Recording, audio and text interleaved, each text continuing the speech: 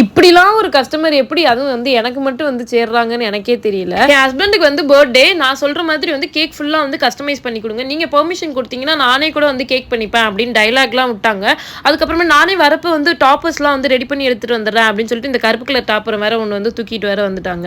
அதுக்கப்புறமேட்டு சரி okay design சொல்லுங்க அப்படின்னு சொன்னா, இல்ல ரசமலாய் ஃபிளேவர்ல பண்ணிருக்கேன், ஹார்டின் ஷேப்ல பண்ணிருங்க, இது மட்டும் தான் சொன்னாங்களே, என்ன டிசைன்லாம் வந்து சொல்லல. சரி நீங்களே ஒரு டிசைனை பண்ணுங்க அப்படின்னு லாஸ்ட்ல சொன்னாங்க. சரி நானும் எனக்கு கைக்கு வந்த டிசைன் காலுக்கு வந்த டிசைன்லாம் ஏதோ ஒன்று வந்து பண்ணி விட்டுட்டேன். பண்ணிட்டு பாருங்க நல்லா இருக்கா அப்படின்னு வந்து கேட்டா, ஓகே ஏதோ சும்மாரா இருக்கு அப்படின்னாங்க. சரி ஓகே இன்னைக்கு நம்மளுக்கு சைத்தான் சைக்கிள்ல வந்துகிட்டு இருக்கு அப்படின்னு வந்து முடிவு பண்ணிட்டேன்.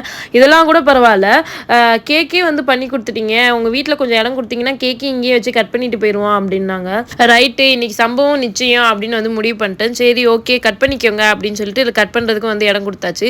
இப்படி ஒரு கஸ்டமர் யாருன்னா வேற யாரும் இல்லை, என்னோட ஃப்ரெண்டு தான். அவங்க ஹஸ்பண்ட் வந்து என்னோட ஹஸ்பண்டோட ஃப்ரெண்டு. ஸோ எங்கள் வீட்லேயே வச்சு கேக்கும் வந்து கட் பண்ணியாச்சு.